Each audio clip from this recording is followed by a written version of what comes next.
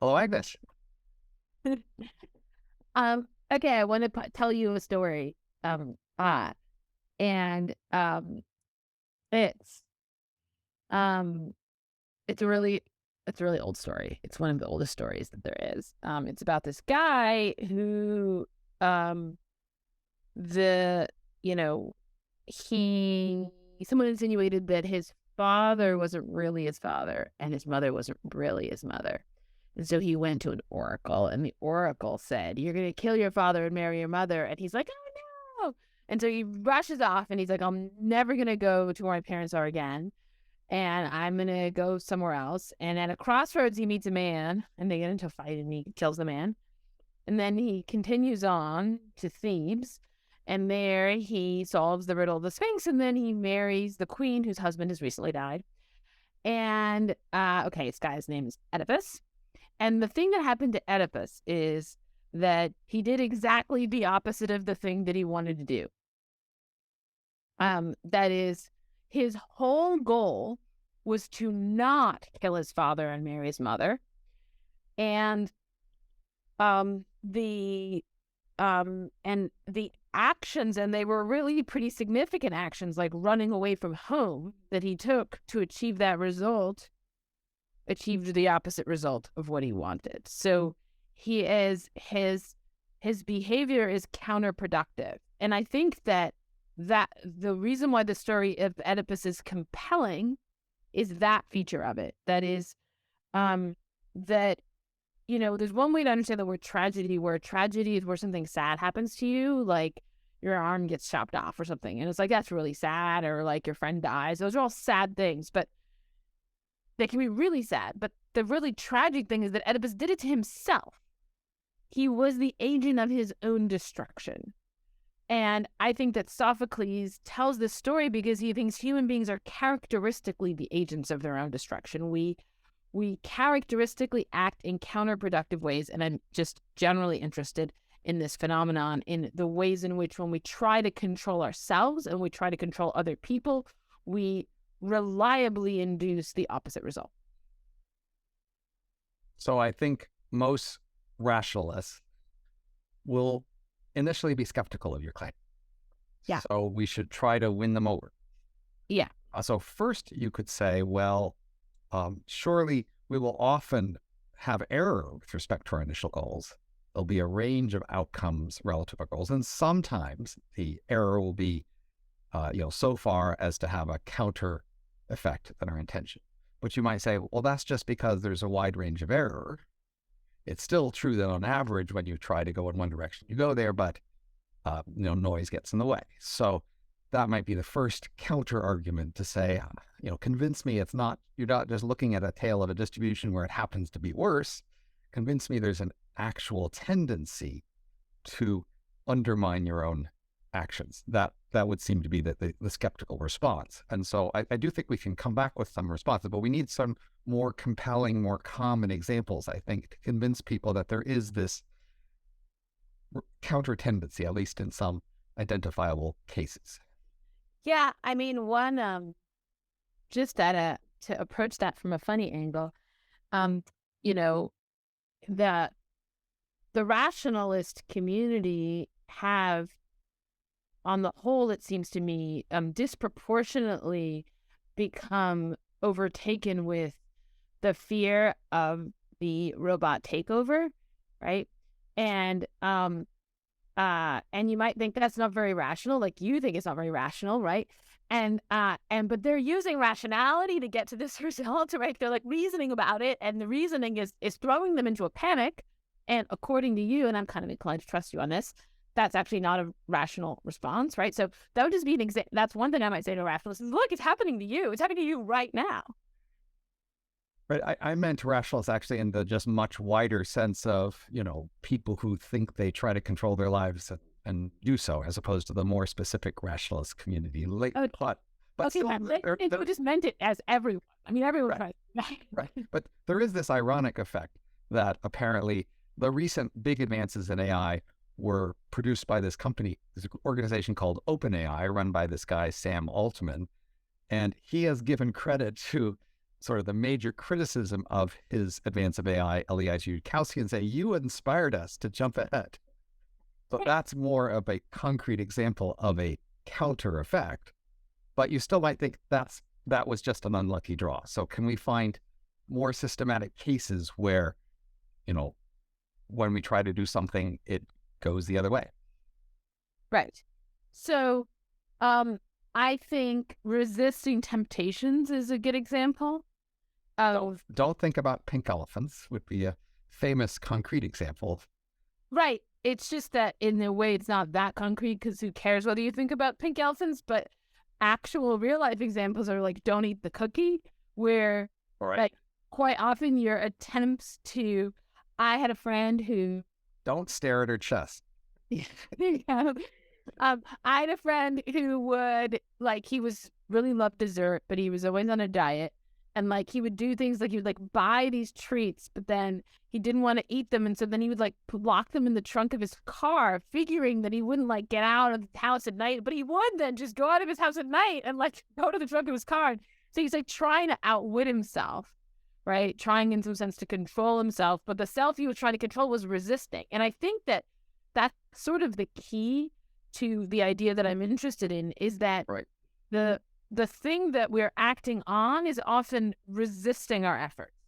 Right. So let's just go through some more concrete examples. So a parent might encourage their kid to go to bed, and then their kid might be all the more resistant to go to bed, for example, right? Mm-hmm.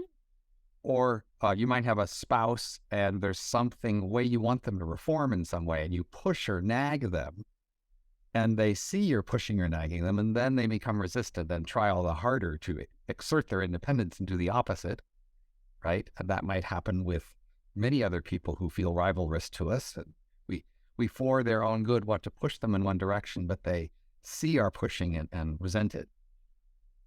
Right.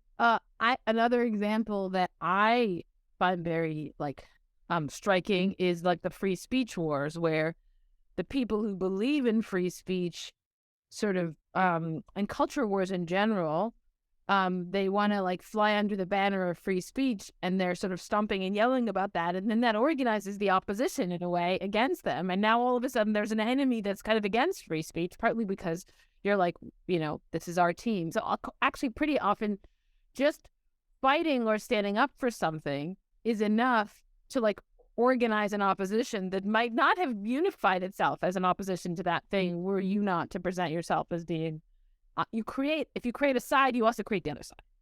There's a trope of, I guess, police or detective movies where the person who's trying to have you not suspect them acts in a distinctively different way that flags them as, this person doesn't want you to suspect them really bad. Right. Because they don't know how they usually act, and they go, oh, I need to act normal in order to not let them suspect me. They don't really know what normal looks like, so they pick this very simple stereotypic version of normal, which makes them really stand out. I mean, the same might be true for, say, a guy who really likes a woman in a group of people. He's trying to act really nonchalant and act just like he doesn't care about her, but he might completely fail at that, right? A perfect concept where this always happens is being cool. You can't try to be cool. If it seems like you want to be cool, it's not cool, right? And right. So trying to be cool is always going to be counterproductive in this way. It's always going to be edible, you might say. So we have these two cases we want to distinguish. There's when somebody else reacts to your, attempt to manipulate or control them, and they do the counter thing. And then where you do it to yourself, which we might think is more puzzling. So that's why I was trying to start first with the examples where other people react to our attempts to influence them. Right. Cool is an example of that. Right. Other people reacting. Yeah. But I actually think there's three cases. That is, there's you reacting to yourself, and maybe that's the most paradoxical.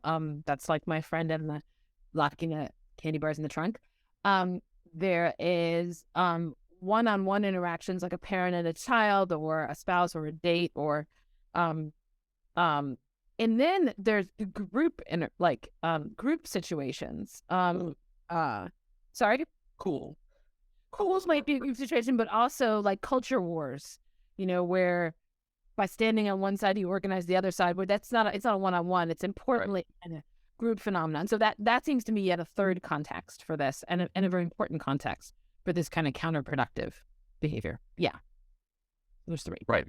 Especially when, like, if some group says they're going to try to help you, then many people get very suspicious. Or when, especially many people are resistant to the idea that they need help, right? So there's a common sort of theme in welfare economics or welfare policy that people who you might help don't want the stigma of your help and will actively resist the label that you're trying to put them on them, that you're the person who needs help.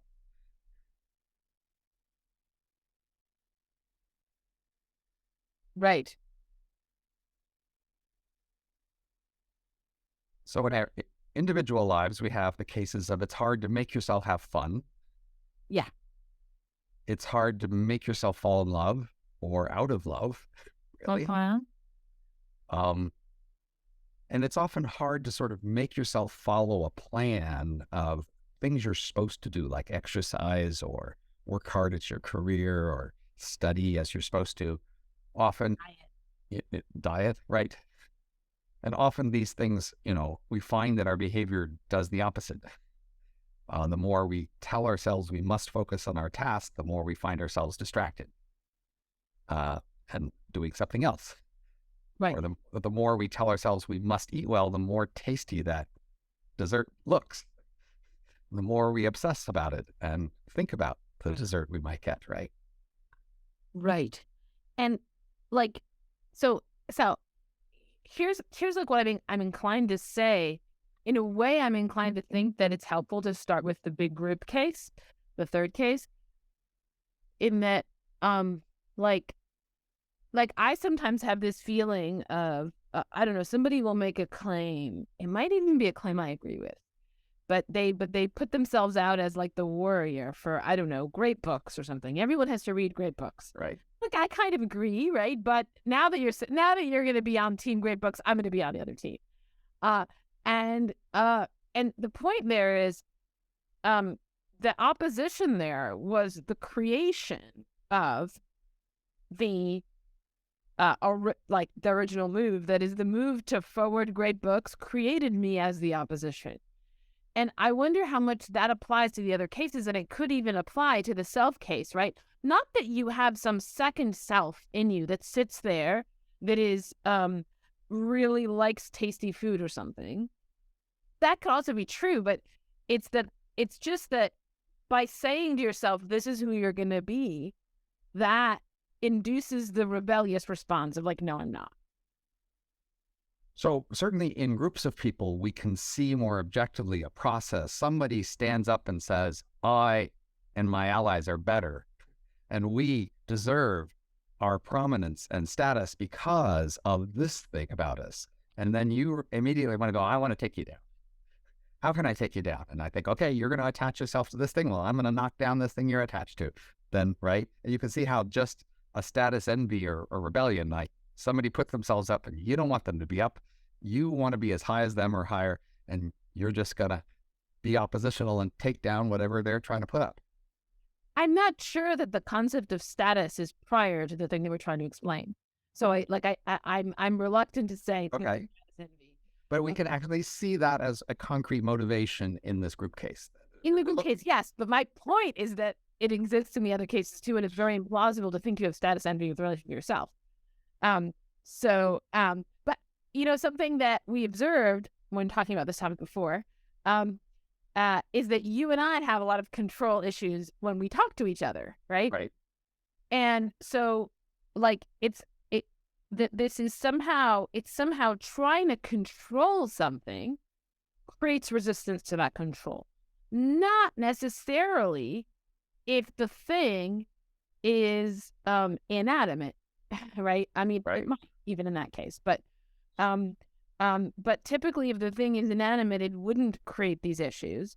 But if the thing is animate, and it could even be yourself that's animate, that somehow trying to control that kind of thing, we don't reckon on the fact that the thing that we're trying to control also has a mind or something like that. And on the fact that we're going to kind of create this kind of parallel organization. And it strikes me as very similar to like the mistake I make when I play chess and I forget that the other person is also thinking about the moves that I'm making and the future moves that I'm going to make. I find it very hard to remember that. Like I plan several moves in advance and I don't think about the fact that the other person knows I'm doing that and is predicting my moves and all of that. Like on the abstract I know, but in the concrete I forget it.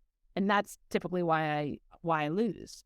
So I think we're agreeing that we're seeing this deep-setted, very robust behavior pattern where we resist attempts to control us, or we resist processes that seem to be trying to control us. And it came to mind when you talk about inanimate objects. I often, have the situation where some inanimate object is supposed to behave a certain way, and then it just keeps not doing that. And like, I'm stuck and I just can't make it do the thing. And then at some point I want to retaliate. I just want to like slap it or something, like to say, how dare you defy my, and try to control me in this way. I might be stuck on something. I can't get it unstuck or whatever. Right. And so you can just see right there, this like building resentment against this thing, this inanimate object that appears to be trying to control me because I can't escape its clutches. I mean, obviously it's not intentionally doing that, but I'm so habituated to this that I will treat it that way. Though it seems to me that the right way to describe that situation is that it is resisting your attempts to control it, right? And it's interesting that you describe that as it's trying to control me. So I think that's common with, say, symmetric conflicts. Each person will focus on framing it as the other person trying to control me and my attempts to control them. So we read this book, Independent People, a while back, right? And we had this main character, Bjartur, who was really focused on other people not controlling him. And he was really controlling the rest of his family, but that completely escaped his notice. And anytime there was a conflict between other members of his own family that he was controlling, he framed it as, how dare you try to control me? Right. So, but I think that it's only half the story to say we resist attempts to control us. The other half is that when we try to control other people, we don't predict that they're going to do that. That's weird, right? Because we know that we resist. And so then, like, we're trying to control someone, and then we're surprised that they turn into the opposition. So it's the not factoring that in. I think it might be a pretense there. That is, I think what we're more fundamentally doing is allowing ourselves to be indignant at their resisting in some way. And therefore, we can frame that as, I'm so surprised that this would resist in this way. I'm so legitimately the one who should be controlling this. Surely they would have accepted that. And if they are resisting it, I'm just surprised and indignant. That is, if I were too obviously expecting it, I couldn't be so indignant about it. I mean, I just think that to a large degree, we really are clueless. Like the chess thing brings that out. That is, it's really easy for me to forget that my opponent is plotting against me. And I don't think I'm just pretending there, because I want to win. I'd like to beat them. And if I could just make myself remember that all the time, then I would do better. I think we frame this often as we have a sense of legitimate control. Who should control what? And I think I should be winning the chess game. Well, that is, if other people will go along with our concept of legitimate control, we think that's generally pro-social. There's just a best way to do it, and that would just be better for everybody. And if everybody would go along with the obvious way to control things, then we would just all be better off. And then there's this conflicts, which are anti-pro-social. That is, they hurt us all on average. And I am not in favor of conflict. I'm just in favor of having the right person be in control, who's the obvious person, but then I just tend to presume that it's me. I'm biased in my presumption about who should be in control in any one situation, and then I get to be morally indignant that this other person is, conflicting with me for control, and they should recognize that I'm just a legitimate person who should be in control here, and therefore they are causing conflict and causing overall harm by their resisting my legitimate rule. I mean, I think that in some way, controlling is just living, in the sense that you're just making the decisions to make your life work, right? And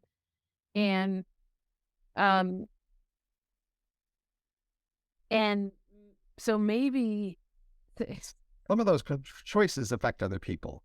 Some of those choices limit other people's options. Some of those choices require other people to do particular things to make them work. And that's how they start to see us as controlling them. Right. But from our point of view, it's just, well, somebody had to be in control here, and this would be the obvious thing to do, and I'm just doing it. But, okay, I mean, what about, it seems to me that in some way, the core case of this phenomenon is the way it relates to that yourself also tries to resist your control. Yes. And fights back. Ourselves fight back all the time. And it's hard to even understand what it is to be an agent if you can't act out what you think is the right way to go without unraveling your own plans constantly.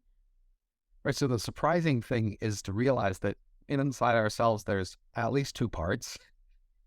One part that decides to plan and control itself and, makes choices not just for the immediate moment itself, but makes choices for a larger overall plan of your life. And it does that with some sense that it's justified in being in that position and legitimate and should be able to make such choices, and is only has our best interests at heart and is doing a reasonable job of it. And then there's this other part of it that just says, fuck you, who the hell are you to make these choices? I didn't ask for that. I wanted to do these other things, and I defy your control. There's another part of ourselves that's that way. But it strikes me that the two parts are not independent of the activity of controlling. That is, it could well be that the part of me that wants to overeat, my husband says, I'm going to the store, what should I get? And I say, get a chocolate babka, which I know that I love, and if I get it, I will eat that later. Whereas there's other desserts that I could tell him to get where I know that I won't eat them because I don't like them as much, right? Right. So the part of me that loves sweets there is taking it in hand, right, to plan for the future. And under other circumstances, it could be the part of me that's like, don't eat too much chocolate babka, is says I won't go into the kitchen after a certain time so that I know that I won't eat it, right? So it could be either my love of chocolate babka or my reasonable restraint is going to be the controlling self. They can either one be the controlling self. Right. And it almost seems like the other self, the annoyed, recalcitrant self, is like a product of the controlling self. But that same thing also happens in these other relationships between other people. That is, somebody's apparent attempt to tell you what to do and to run your life is what makes you resist them. And often somebody resisting is what makes you try to control them. Mm. That is, they reinforce each other.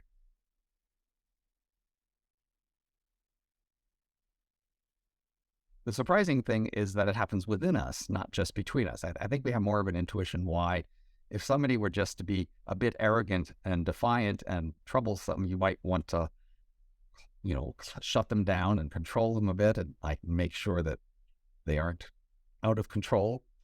And somebody trying to shut you down and control you might make you resist and defy them all the more. Those make sense between people more intuitively, but to realize it happens within you is, I think, the big surprise. I mean, I think it's pretty surprising that it happens between people, because if you think about it, right, the person who's being a bit arrogant and trying to shut you down, what they're trying to do is sort of dominate you, but they're going to make you way more difficult to dominate, because now all of a sudden you want to fight against them. And so now what do? You're like, oh no, I'm going to stand up for myself. And now they're going to get way more attempting to be domineering. That it's you're going to sort of reliably elicit from them the opposite reaction of the one that you want. And like, you might say that's tragic. There's something tragic about the fact that, like, in trying to control or dominate you, I'm making you less controllable and less dominable. So there's something a bit puzzling here, that I think that there are many cases where an attempt to dominate succeeds. Yeah. That we aren't now that proud of noticing that we are often succumb to that. But in fact, like movies and TV shows and stuff, they often like celebrate the defiant person. But in fact, quite often, if somebody is challenged with a dominance move, they submit to the dominance. They just back down and shut up and do what they're told. That's really quite common. Yeah. So when you make a move of dominance, you could induce them to submit and back down, or you could induce them to rebel. I think it's not obvious in general which way that'll go, but I think we like to tell ourselves that we wouldn't submit, we would always rebel. And if the cost seems low, we will, if we can get away with it. But I mean, we're neglecting the cases that, in fact, people quite commonly just react to an aggressive dominance move with submission. Right. Good. So maybe it isn't always counterproductive. And it might be that it isn't always counterproductive with respect to yourself either. Maybe sometimes you just get yourself to submit. Right. But there's a sense in which you need a pretty strong response to get the submission. It can't be, milquetoast and mild. Generally, the cases that seem to me the most clear are where you have a really strong response and then, people back down. But of course,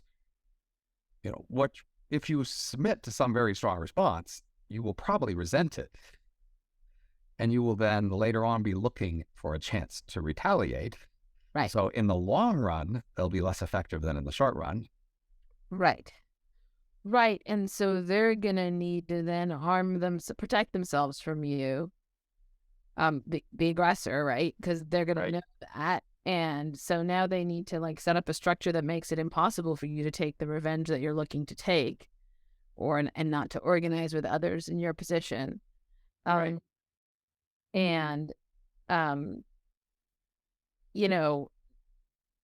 they might succeed in the short run, but in the long run, tyrants would routinely get overthrown.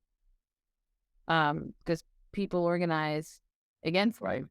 Or more precisely, they weren't called tyrants until they were overthrown. I mean, in the ancient world, they were. Right, but I mean, in the ancient world, my understanding is we have a king, they have tyrants. But it's basically whether someone's called a tyrant depends on whether whether they're yours or somebody else's. No, that's not true. In the ancient world, a king was somebody who was, say, had hereditary access to the monarchy, but a tyrant was somebody who became the ruler from the outside. So Oedipus, who's the king of Thebes, is called tyrannos. He's a tyrant. He's not tyrannical. Everyone loved him. And, he wasn't. He was accepted as a legitimate ruler, but he was a tyrant because irony, right? Irony marker. He had nothing to do with the royal family. He was a total stranger. So that's what tyrant meant. It's someone who comes from, and often somebody who comes from outside is going to achieve power tyrannically, as we would say. But that's that's why Oedipus could be called tyrant without being perceived as being tyrannical. So I have this story of, forager to farmer to industrial personality, saying that foragers were very resistant to domination. They had extreme priority placed on egalitarian relationships. And then that farmers were more willing to accept ranking and domination, kings and slaves and war and things like that. And then in the last few centuries, as we've gotten rich, we've moved back a lot toward more of a forager style, at least outside of work. And that explains a trend toward egalitarian habits and styles. And so that, in my mind, suggests, what we're talking about is sort of an egalitarian response. Yeah. a sense that, something's trying to put itself up above me, and I'm going to, prevent that. And I feel morally justified and even required to do such defiance. That's a very Forager sort of style. And so we might wonder how much people had this self-defiance problem 1,000 years ago. Right. So that's really interesting because it suggests that different social norms are going to conduce to different degrees of counterproductive behavior, right? And so, like, if we have a really clear hierarchy within a group, then people can control one another without inducing the aggressive response because they'll just accept the dominance. Right. But if we all think that we're equals, that's equality is very fragile, right? And so there's constantly this question of, are we getting out of equal anything that I do? Like, so like you and I, right? So this would show why where like we get in control battles is that we're in a relation of equality, and that every time one of us talks, the other one's not talking, right? So Right. there's always a bit of an imbalance. And so equality is going to be an equal world is going to be a tragic world. It's going to be a world with lots and lots of counterproductive behavior. So this might be just me, but we've talked in the past, I believe, about motivation as a deep mystery and sort of almost, I've said, like the closest thing to magic in our world. It's powerful. It's hard to see where it comes from, and various words evoke it or things. So motivation is really powerful and important. And it seems to me that I noticed that this urge to resist, to defy control, is an extremely powerful motivation. It's one of our strongest sources of motivation, and we often use it that way. That is, many people have been spurred in their career because they thought somebody thought they couldn't do it, and they were going to prove they could. Right. Right. And even in yourselves, often this urge to defy this control, it could just really produce this strong, powerful motivation that puts energy behind doing something. Yeah. Good. It's basically something like revenge. Yeah. It's a defiance. It's a defiance. How dare you try to do this to me? I'll show you. Yeah. Yes. And it's powerful. It's really powerful. And in some sense, it's more powerful than the, I want to shut you down. I want to be in charge. I mean, that's kind of powerful, but it doesn't have as much energy. I feel like it doesn't have the raw, just oomph of, oh no. Right. I mean, in a way, Oedipus is like, hell no, I'm not doing what you're saying, Oracle. Right. The question is, how reliably counterproductive is this motive, right? And you would think it's going to reliably be pretty counterproductive because, if it involves trying to control the other person, then. But let's consider so-called reverse psychology, right? Now, you might find one way to motivate people is to elicit this defiance from them. Right. And so you might pretend to oppose them in some way, pretend to control them exactly to induce this responsive effort. So I think parents do this all the time in so many different small ways. Most of them they're not very conscious. Once you're conscious of it, it's too unsophisticated to trick your kids, but it's the less conscious way. For instance, where you'll just post things to your kid like, oh, you probably don't want to do this or something, and right. Probably not interested, whatever. And they're like, yeah, I am, you just I feel like you do. I feel like something like 15% of my interactions with my kids are, especially my youngest, who's very defiant. So I think that's totally right. And I've noticed, I mean, there's stuff that he incredibly hates that he will totally do if he has this kind of motivation. He'll walk a really long distance in the freezing cold without complaining if somebody thought he couldn't do it or something like that. Right. But I wanted to go back to the relation to ourselves, to the question of maybe in other historical periods, people would have had fewer of these battles. And I think that's really true. So I think that it's sort of like canonical in the ancient world that there are higher and lower parts of yourself. And then even later, even up through the Enlightenment, there's this idea of reason and passion or something. And the thought there is like there's a hierarchy in your soul. Plato, it's very clear. He has like a 3-tiered hierarchy, and there's like the part that's supposed to be in charge, and then there's like the middle part that's supposed to listen to the top part, and then there's the bottom part that you gotta like keep it in order.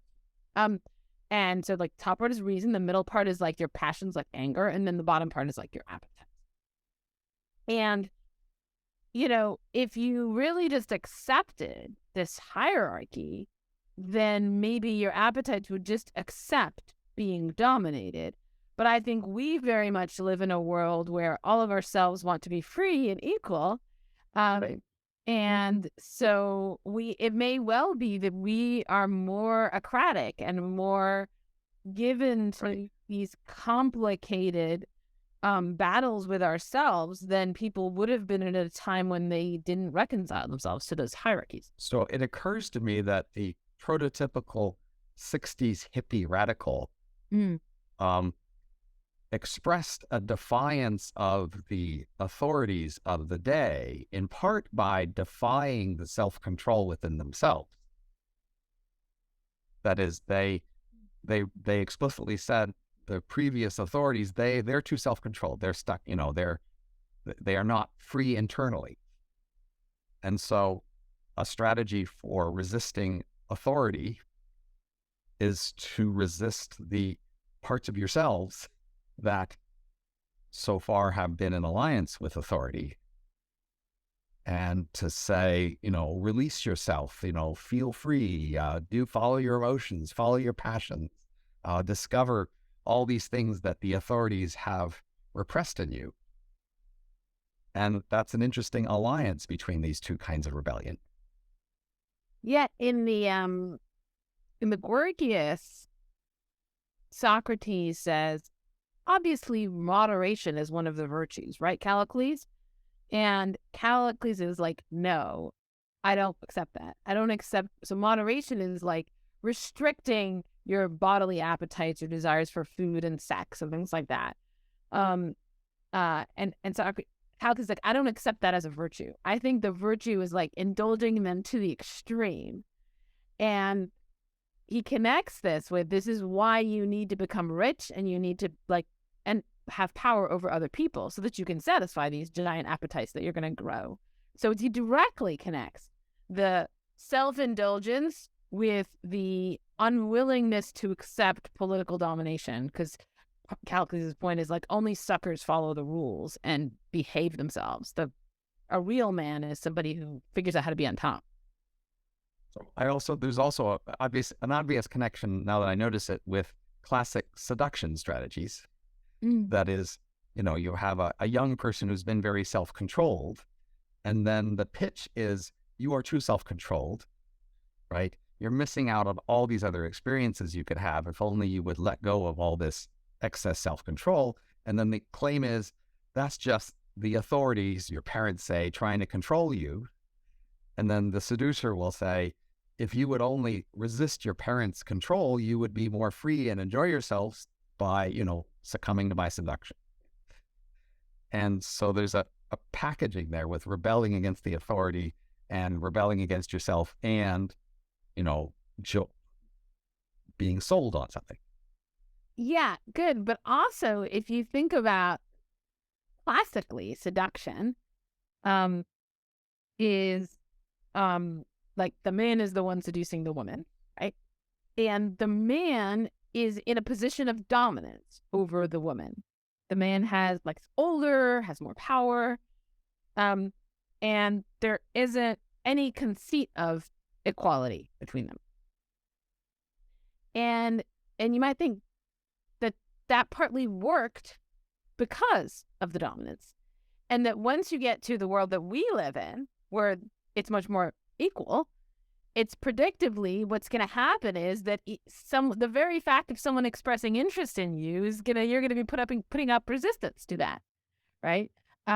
and that there's that once we're equal, there's always this question: is one of us a little bit ahead of the other? And then making sure we stay equal by putting up my resistance to make sure you're not dominating me, and then I seem like I'm dominating you, so you have to put up resistance, and so that equality creates this fertile breeding ground for basically revenge or counter control. I was noticing how if you are afraid that I am trying to dominate you, I can distract you from that by saying those other people are trying to dominate you. Your parents or your current partner is trying to dominate you. I'm trying to free you from their domination.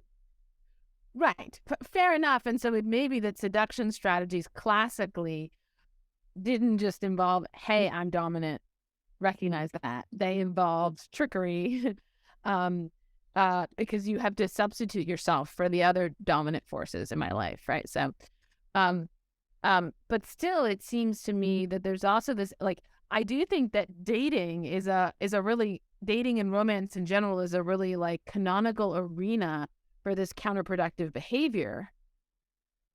And maybe it's true that when romance becomes more egalitarian, you're going to get more of this kind of counterproductive behavior.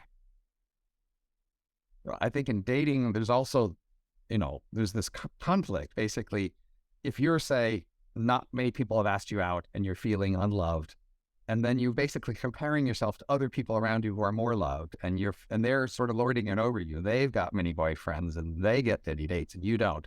Now, that dominance, you resent their dominance and they're lording that over you. And then if some man offers you a date, that can be seen as the way that you get back at these other women who have been trying to dominate you by their higher popularity. As long as he would just not try to dominate too much, you could accept that. But then if somehow it gets framed as he's trying to dominate you, then you'll resist that. So it's often like there's multiple parties, and the question is, which one are you resisting? Right. So think of a soldier in the war, right? You could say, I'm a private and there's these officers over me. They keep telling me what to do and they tell me where I have to go and what to sleep. I hate them. And then the soldiers above you, what they're trying to tell you is the Hun and the enemy, they're trying to dominate you. They're trying to come and dominate us. That's why we are resisting them, right? Right. Maybe this is part of why a united front and an enemy is so important. Because then we all coordinate on what, at least we're not trying to dominate each other. Right. So there's this old hypothesis, which still seems very striking to me to consider, if only there were aliens for us to fight, the world would just get together so much more. So could we make up aliens and pretend they're there somehow, or make up the possibility that just get everybody to get together more, right? I mean, I feel like the AI is an opportunity here. You're fighting this, but a lot of people are ready to jump on Team Human against AIs. It's a little hard to fight aliens that are super duper far away. Right. The AIs are just, right inside of our computers. And yeah, that's a good point. If only fighting the AI would inspire us to cooperate enough. Yeah, it might be worth it. That we might, so if say you could go to Ukraine and Russia and say, I know you've been wanting to fight this war, and we would usually let you continue the war, but right now we've got this AI thing to deal with. Would you please stop the war for now so we can deal with AI? Right, exactly. That it could do a lot of good, right? All the effort to coordinate on the pause would be intertwining humanity in a web of cooperation. So I'm thinking of say rebellions. So it's striking how when I've seen many sort of documentaries or stories about rebels, that there's really a lot of hierarchy inside the rebel group, and often the reason given is, look, our first priority is resisting this outside power. We can't be focusing on all our own internal egalitarian squabbles here. You just need to fall in line and do what the leaders say, because the priority is we're resisting them. Right. And it's so it's if you're right that this is just a very powerful motivator, then and that in particular the only thing that beats this as a motivator is this as a motivator again against some other group. Right. And so we allow ourselves to be dominated by A so as to avoid being dominated by B. Then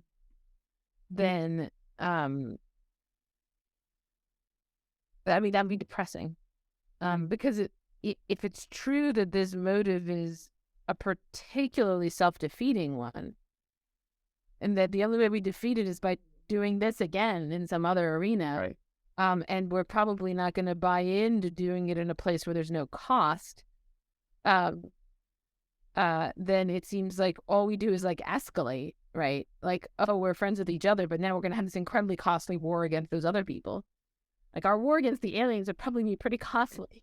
Right. So I'm thinking of police reform in this context.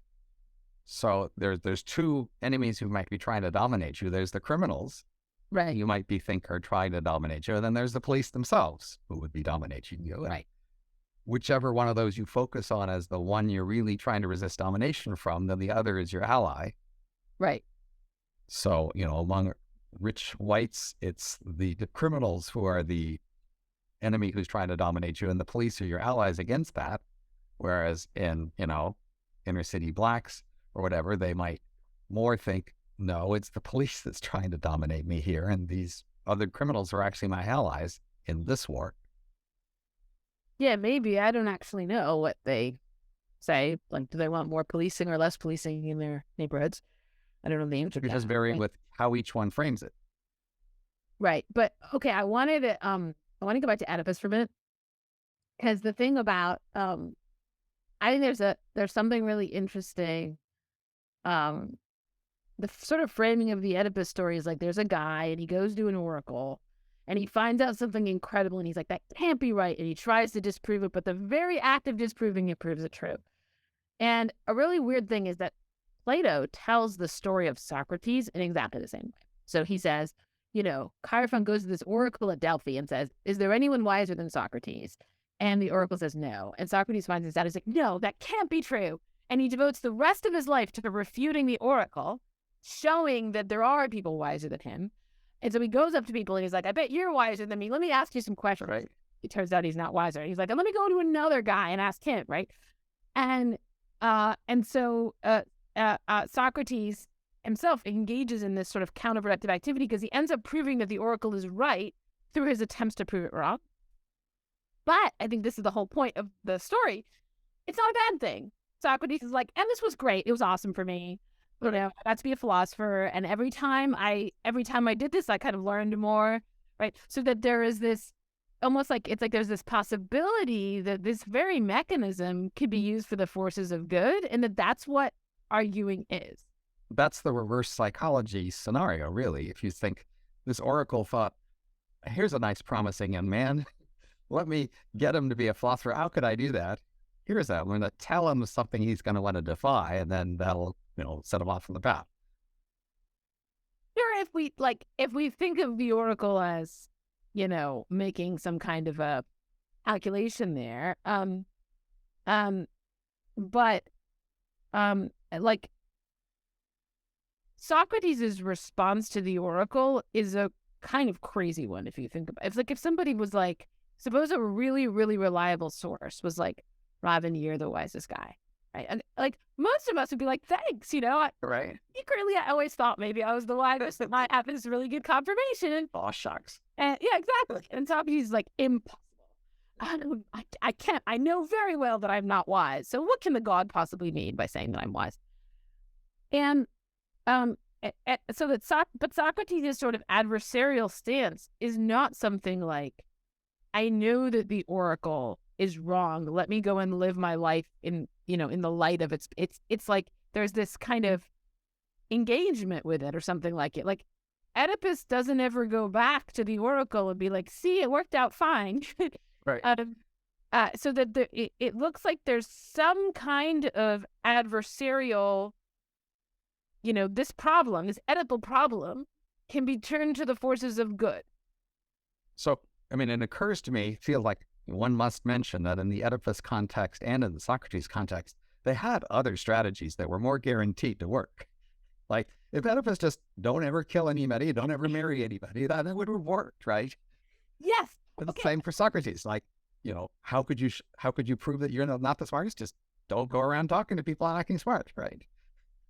Well, no, I mean, that wouldn't prove that you're not the smart. Like, I guess if you really wanted to, it does seem to me that if what you want to do is show that you're not the smartest, finding someone who's smarter than you that's a pretty reasonable strategy. Because you could secretly think that you're smart, right? You'd be like, yeah, deep down, I have all this wisdom. I could just cause myself not to be very smart by just not reflecting on it. But he already has all the wisdom. Like, it's too late, right? Maybe you could forget stuff. I don't know. Right.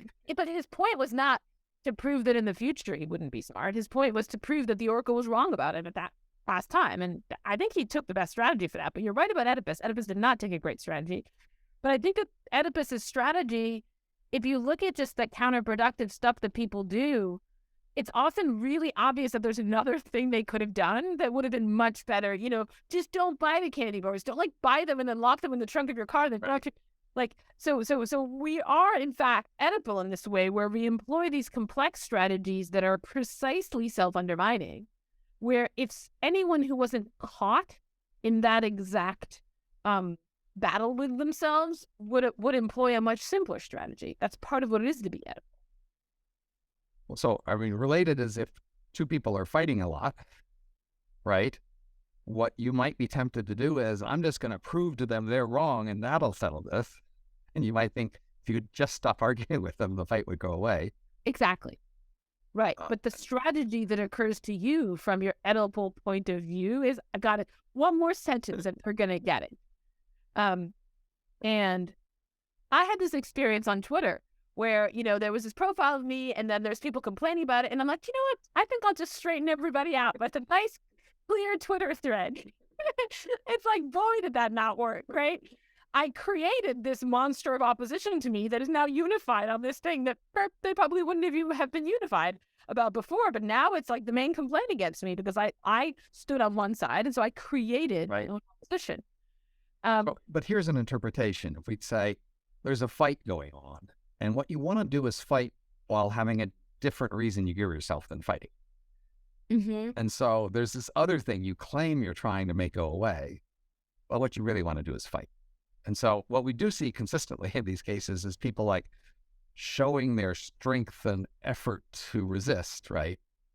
And they may fail at the particular goal they're claiming to try to achieve, but they are succeeding in showing that they are putting a lot of energy into it and are being defiant in a certain sense. Right. But my thought here is, sure, we can give that analysis about, I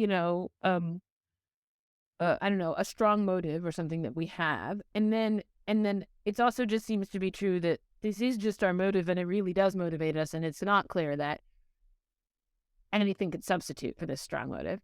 But the case of Socrates seems to suggest that it's possible to put it to productive use.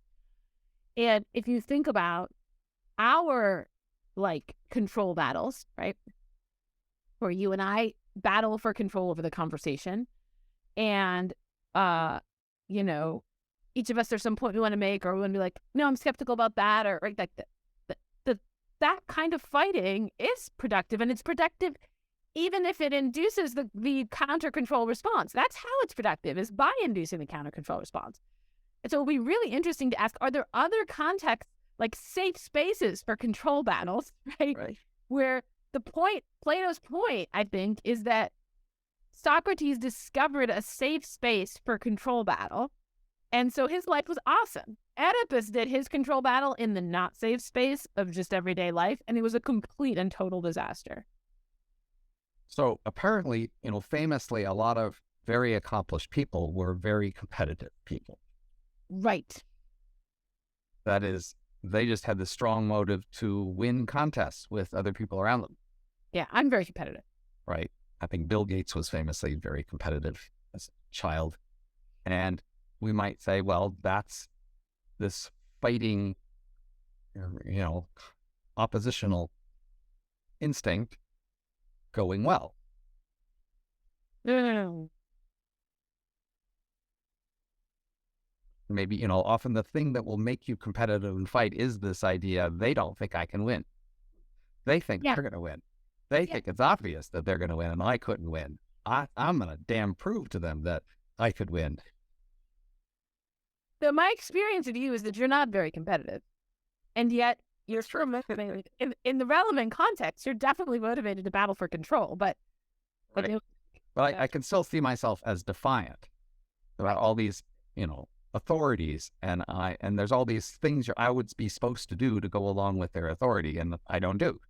Right. So it might be that in some sense, defiance is the common denominator. Like competitive people can kind of conjure that up out of nowhere or something.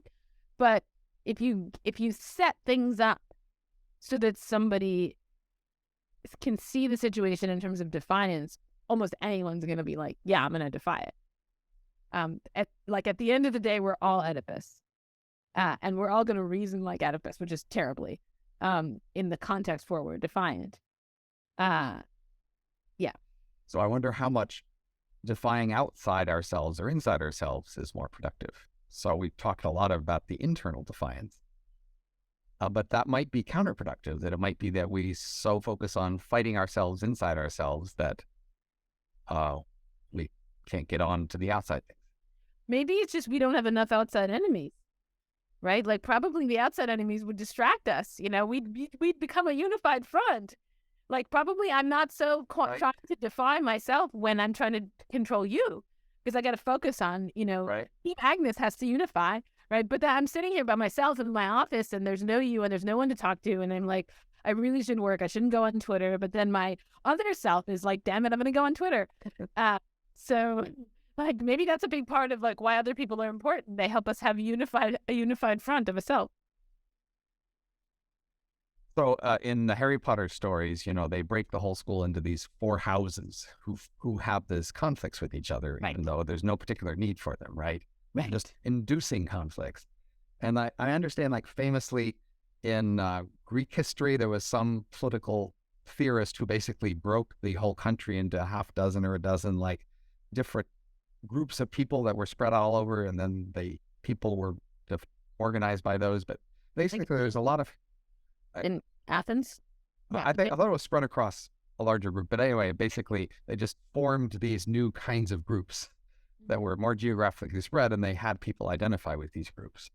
And, it seems like we don't use that as much as we could, but like there's this possibility to just create new groups and create these rivalries that produce this defiance energy. I think, though, that you need a structure for that to take place in. Like with the Harry Potter school, there are like these tournaments, right? And then each house sends spiders to the tournament and they're trying to win the trophy or whatever, right? And on their points, and there are like there's a larger structure within which they're competing, and there's a way in which there is a structure that just naturally forms where you can compete without a larger, and that's like war. But it's a little bit harder if what you're trying to do is get a 3-way or 4-way war going. It's like you need to be more organized. It just strikes me, I've been in schools that you could have divided it into 4 houses. Right. And collected points. They just never did that, right? I've been in many organizations where they just didn't take this option that the Harry Potter world did of making these 4 units that were then highlighted in rivalries. I mean, I just went to a dinner at my house as an undergraduate at the University of Chicago. So it was in a dorm called Burton Judson, and that was my dorm. That was my dorm. Okay. You lived in Burton Judson, and wait, but you were in Coulter, weren't you? Yes. Okay. Notice that I remember that, and I was at Dodd Mead, and like, oh, you were one of the Coulter people. I'm one of the Dodd Mead people. So I went to this dinner, and the dinner was in Dodd Mead House, which is just a coincidence. They invited me. They didn't know this. When they found out that I was a Dodd Meader, they were like, "Whoa, Dodd Meader, we're the best house." And they're also like, "Well, which side were you on? Were you on the Dodd side or the Mead side?" And the Mead people are like very egalitarian about, like, they think the Dodd people are fine, but the Dodd people all think they're better than the Mead people. The Dodd people think Dodd is the best house, which I think obviously because I'm a Dodd. And all of this is very Harry Potter, and this is pre-Harry Potter, right? I was, right. Before it was written. People, and there isn't much like competition, like there aren't official competitions or anything, but people do have this sense of like, which house do you belong to? And So you can get it set up just by like naming the geographic locations. I just notice how this is something we are doing with many other things around us. Like, we could basically take different neighborhoods and give them names, and then have some like local sports contest between different neighborhoods. But we don't do that. Right. But even just taking the neighborhoods and giving them names, we do that. And people do identify with their neighborhoods. Like, I see myself as a Hyde Parker. So we should probably stop because we've talked for an hour. All right. It's been nice talking.